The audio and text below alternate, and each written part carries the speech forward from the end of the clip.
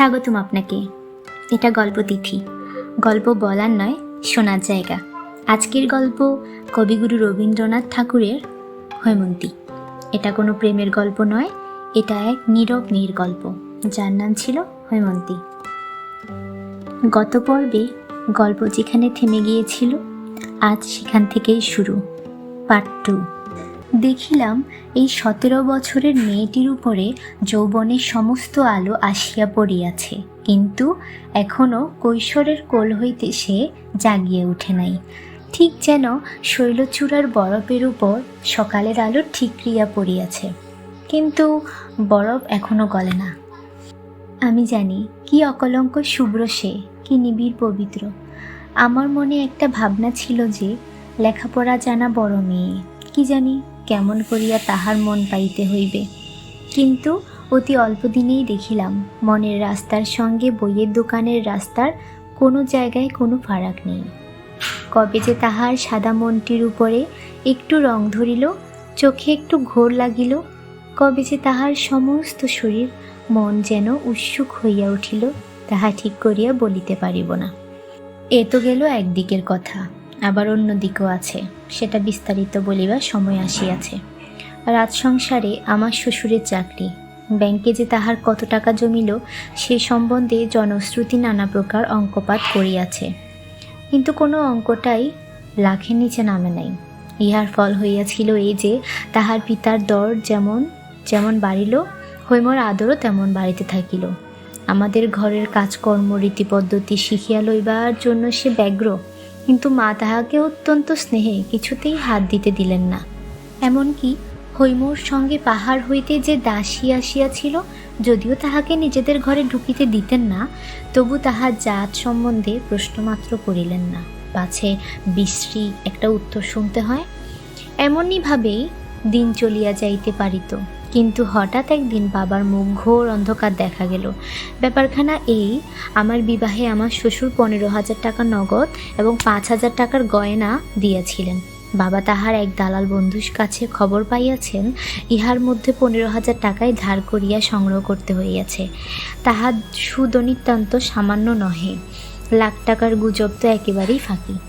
যদিও আমার শ্বশুরের সম্পত্তির পরিমাণ সম্বন্ধে আমার বাবার সঙ্গে তাহার কোনোদিন কোনো আলোচনাই হয় নাই, তবু বাবা জানি না কোন যুক্তিতে ঠিক করলেন তাহার বেহাই তাহাকে ইচ্ছাপূর্বক প্রবঞ্চনা করিয়াছেন। তারপরে বাবার একটা ধারণা ছিল আমার শ্বশুর রাজার প্রধানমন্ত্রী গোছের কিছু একটা। খবর লইয়া জানিলেন তিনি সেখানকার শিক্ষা বিভাগের অধ্যক্ষ। বাবা বলিলেন অর্থাৎ স্কুলের হেডমাস্টার। সংসারে ভদ্রপদ যতগুলো আছে তাহার মধ্যে সবচেয়ে উঁচা। বাবার বড় আশা ছিল শ্বশুর রাজ বাদে কাল যখন কাজে অবসর লইবেন তখন আমিই রাজমন্ত্রী হইব।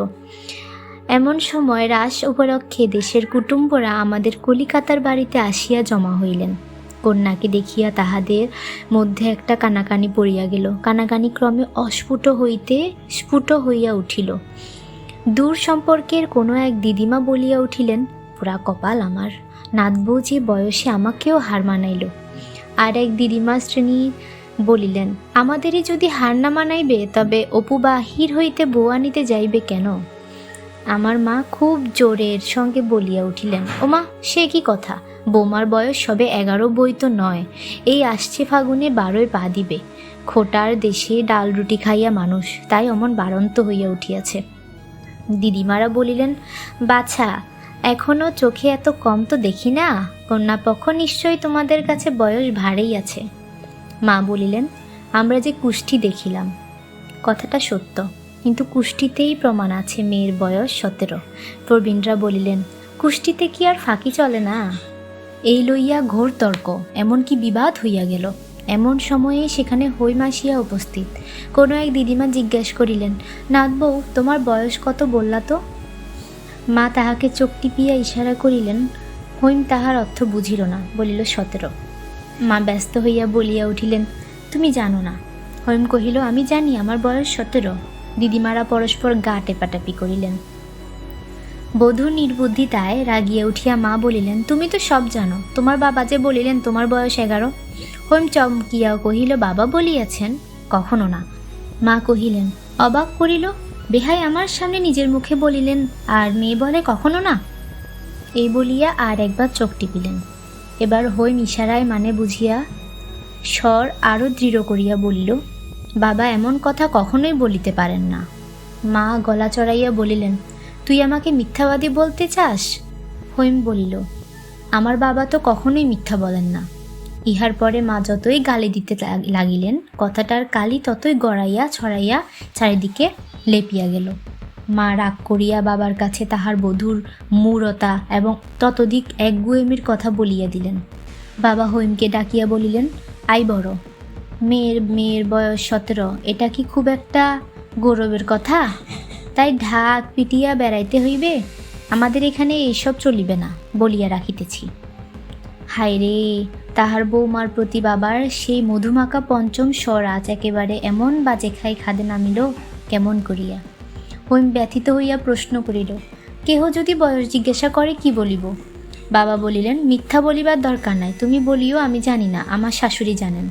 কেমন করিয়া মিথ্যা বলিতে না হয় সেই উপদেশ শুনিয়া হৈম এমনভাবে চুপ করিয়া রহিল যে বাবা বুঝিলেন তাহার সদুপদেশটা একেবারে বাজে খরচ হইল। হৈম দুর্গতিতে দুঃখ করিব কি, তাহার কাছে আমার মাথা হেঁট হইয়া গেল। সেদিন দেখিলাম শরৎ প্রভাতের আকাশের মতো তাহার চোখের সেই সরল উদার দৃষ্টি একটি কি সংশয়ে ম্লান হইয়া গেছে। ভীতহরিণীর মতো সে আমার মুখের দিকে চাহিল, ভাবিল আমি ইহাদিগকে চিনি না। সেদিন একখানা শৌখিন বাধাই করা ইংরেজি কবিতার বই তাহার জন্য কিনিয়া আনিয়াছিলাম। বইখানি সে হাতে করিয়া লইল এবং আস্তে আস্তে কোলের উপর রাখিয়া দিল, একবার খুলিয়া দেখিল না। আমি তাহার হাতখানি তুলিয়া ধরিয়া বলিলাম, হৈম, আমার উপর রাগ করিও না, আমি তোমার সত্যে কখনো আঘাত করিব না, আমি যে তোমার সত্যের বাঁধনে বাঁধা। হৈম কিছু না বলিয়া একটুখানি হাসিল। সে হাসি বিধাতা যাহাকে দিয়াছেন তাহার কোনো কথা বলিবার দরকার নেই। পিতার আর্থিক উন্নতির পর হইতে দেবতার অনুগ্রহকে স্থায়ী করিবার জন্য নূতন উৎসাহে আমাদের বাড়িতে পূজার্চনা চলিতেছে। এ পর্যন্ত সে সমস্ত ক্রিয়াকর্মে বাড়ির বধূকে ডাক পড়ে নাই। নূতন বন্ধুর প্রতি একদিন পূজা সাজাইবার আদেশ হইল। সে বলিল, মা, বলিয়া দাও কি করিতে হইবে।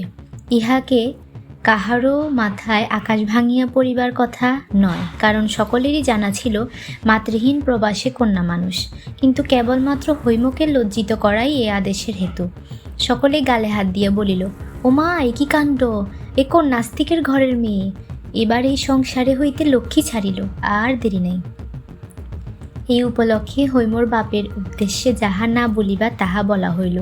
যখন হইতে কটু কথার হাওয়া দিয়াছে, হৈম একেবারে চুপ করিয়া সমস্ত সহ্য করিয়াছে। একদিনের জন্য কাহারও সামনে সে চোখের জলও ফেলে নাই। আজ তাহার বড় বড় দু চোখ ভাসিয়া দিয়া জল পড়িতে লাগিল। সে উঠিয়া দাঁড়াইয়া বলিল, আপনারা জানেন সে দেশে আমার বাবাকে সকলে ঋষি বলে। ঋষি বলে? ভারী একটা হাসিয়া পড়িয়া গেল।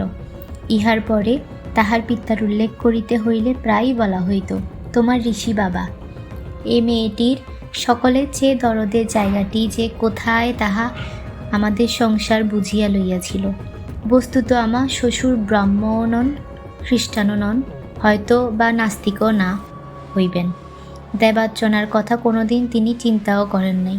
মেয়েকে তিনি অনেক পড়াইয়াছেন, শুনাইয়াছেন, কিন্তু কোনো দিনের জন্য দেবতা সম্বন্ধে তিনি তাহাকে কোনো উপদেশ দেন নাই।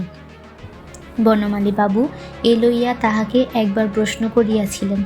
তিনি বলিয়াছিলেন, আমি যাহা বুঝি না তাহা শিখাইতে গেলে কেবল কপটতা শিখানো হইব। অন্তপুরে হৈমর একটা প্রকৃত ভক্ত ছিল। সে আমার ছোট বোন নারানী। বৌদিদিকে ভালোবাসে বলিয়া তাহাকে অনেক গঞ্জনা সইতে হইয়াছিল। সংসার যাত্রায় হৈমর সমস্ত অপমানের পালা আমি তাহার কাছেই শুনিতে পাইতাম।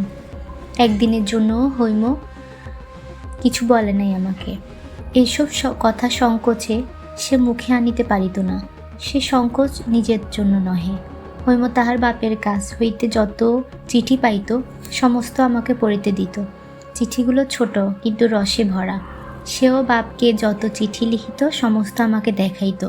বাপের সঙ্গে তাহার সম্বন্ধটিকে আমার সঙ্গে ভাগ করিয়া না লইলে তাহার দাম্পত্য যে পূর্ণ হইতে পারিত না। তাহার চিঠিতে শ্বশুরবাড়ির সম্বন্ধে কোনো নালিশের ইশারাটুকুও ছিল না। থাকিলে বিপদ ঘটিতে পারিত। নারায়ণীর কাছে শুনিয়াছি, শ্বশুরবাড়ির কথা কি লিখে জানিবার জন্য মাঝে মাঝে তাহার চিঠি খোলা হইত। চিঠির মধ্যে অপরাধের কোনো প্রমাণ না পাইয়া উপরওয়ালাদের মন যে শান্ত হইয়াছিল তাহা নহে, বোধ করি তাহাতে তাহারা আশাভঙ্গের দুঃখই পাইয়াছিলেন। বিষম বিরক্ত হইয়া তাহারা বলিতে লাগিলেন, এত ঘন ঘন চিঠি বা কিসের জন্য? বাপই যেন সব, আমরা কি কেউ নই? এই লইয়া অনেক অপ্রিয় কথা চলিতে লাগিল। আমি মুগ্ধ হইয়া হৈমকে বলিলাম, তোমার বাবা চিঠি আর কাহাকেও না দিয়ে আমাকেই দিও, কলেজে যাইবার সময় আমি পোস্ট করিয়া দিব। হৈম বিস্মিত হইয়া জিজ্ঞাসা করিল, কেন? আমি লজ্জায় তাহার উত্তর দিলাম না। হৈম বাবার হাত ধরিয়া তাহাকে শোবার ঘরে লইয়া গেল। অনেক কথা যে জিজ্ঞাসা করিবার আছে, তাহার বাবারও যে শরীর ভালো দেখাইতেছে না। বাবা জিজ্ঞাসা করিলেন, বুড়ি আমার সঙ্গে যাবি? হৈম কাঙালের মতো বলিয়া উঠিল, যাব। বাপ বলিলেন, আচ্ছা, সব ঠিক করতেছি। শ্বশুর যদি অত্যন্ত উদ্বিগ্ন হইয়া না থাকিতেন, তাহা হইলে এ বাড়িতে ঢুকিয়াই বুঝিতে পারিতেন এখানে তাহার আর সেদিন নাই।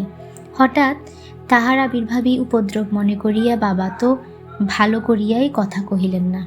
আমার শ্বশুরের মনে ছিল, তাহার বেহাই একদা তাহাকে বারবার করিয়া আশ্বাস দিয়াছিলেন যে যখন তাহার খুশি মেয়েকে তিনি বাড়ি লইয়া যাইতে পারিবেন। এই সত্যের অন্যথা হইতে পারে, সে কথা তিনি মনেও আনিতে পারেন নাই।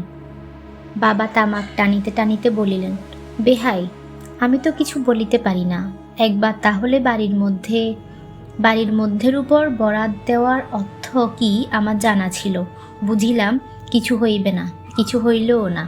বৌমার শরীর ভালো নাই, এত বড় অন্যায় অপবাদ। শ্বশুরমশাই স্বয়ং একজন ভালো ডাক্তার আনিয়া পরীক্ষা করাইলেন। ডাক্তার বলিলেন, বায়ু পরিবর্তন আবশ্যক, নহিলে হঠাৎ একটা শক্ত ব্যামো হইতে পারে। বাবা হাসিয়া কহিলেন, হঠাৎ একটা শক্ত ব্যামো তো সকলেরই হইতে পারে, এটা কি আবার একটা কথা? আমার শ্বশুর কহিলেন, জানেন তো, উনি একজন প্রসিদ্ধ ডাক্তার, উহার কথাটা কি? বাবা কহিলেন, অমন ঢের ডাক্তার দেখিয়াছি, দক্ষিণার জোরে সকল পণ্ডিতেরই কাছে সব বিধান মেলে এবং সকল ডাক্তারই কাছেই সব রোগের সার্টিফিকেট পাওয়া যায়। এই কথাটা শুনিয়া আমার শ্বশুর একেবারে স্তব্ধ হইয়া গেলেন। হৈম বুঝিল তাহার বাবার প্রস্তাব অপমানের সহিত অগ্রাহ্য হইয়াছে। তাহার মন একেবারে কাঠ হইয়া গেল। আমি আর সহিতে পারিলাম না। বাবার কাছে গিয়া বলিলাম, হৈমকে আমি লইয়া যাইব। বাবা গর্জিয়া উঠিলেন, বটে রে, ইত্যাদি ইত্যাদি। বন্ধুরা কেহ কেহ আমাকে জিজ্ঞেস করিয়াছেন, যাহা বলিলাম তাহা করিলাম না কেন? স্ত্রীকে লইয়া জোর করিয়া বাহির হইয়া গেলেই তো হইত, গেলাম না কেন? কেন? যদি লোক ধর্মের কাছে সত্য ধর্মকে না ঠেলিব, যদি ঘরের কাছে ঘরের মানুষকে বলি দিতে না পারিব, তবে আমার রক্তের মধ্যে বহু যুগে যে শিক্ষা, তাহা কি করিতে আছে জানো তোমরা? যেদিন অযোধ্যার লোকেরা সীতাকে বিসর্জন দিবার দাবি করিয়াছিল, তাহার মধ্যেও আমিও ছিলাম। আর সেই বিসর্জনের গৌরবের কথা যুগে যুগে যাহারা গান করিয়া আসিয়াছে, আমিও যে তাহাদের মধ্যে একজন। আর আমিই তো সেদিন লোকরঞ্জনের জন্য স্ত্রী পরিত্যাগের গুণ বর্ণনা করিয়া মাসিক পত্রে প্রবন্ধ লিখিয়াছি। বুকের রক্ত দিয়া আমাকে যে একদিন দ্বিতীয় সীতা বিসর্জনের কাহিনী লিখিতে হইবে, সে কথা কে জানিত? পিতায় কন্যায় আর একবার বিদায়ের ক্ষণ উপস্থিত হইল। এবারেও দুজনেরই মুখে হাসি। কন্যা হাসিতে হাসিতেই ভর্ৎসনা করিয়া বলিল, বাবা, আজ যদি কখনো তুমি আমাকে দেখিবার জন্য এমন ছুটাছুটি করিয়া এ বাড়িতে আসো, তবে আমি ঘরে কপাট দিব। বাপ হাসিতে হাসিতেই বলিলেন, ফের যদি আসি তবে সিদ কাটি সঙ্গে করিয়াই আসিব। ইহার পরে হৈমর মুখে তাহার চিরদিনের সেই স্নিগ্ধ হাসিটুকু আর একদিনের জন্যও দেখি নাই। তাহারও পরে কি হইল সে কথা আর বলিতে পারিব না। শুনিতেছি মা পাত্রী সন্ধান করিতেছেন। হয়তো একদিন মায়ের অনুরোধ অগ্রাহ্য করতে পারব না, হইও সম্ভব হইতে পারে, কারণ থাক আর কাজ কি। হৈমন্তী এখানেই শেষ নয়। এই গল্পটা আমাদের মনে প্রশ্ন রেখে যায়, নারীর নীরবতা কি সত্যিই দুর্বলতা, নাকি সমাজে চাপানো এক দীর্ঘশ্বাস? Happy new year. গত বছরের সব কষ্ট পেছনে ফেলে নতুন বছরটা যেন নতুন আশা আর ভালো থাকার আলো নিয়ে আসে। গল্প শুনতে গল্পতিথির পাশে থাকুন। চ্যানেলটি সাবস্ক্রাইব করে নোটিফিকেশন অন করে রাখবেন। ধন্যবাদ এতটা সময় শোনার জন্য।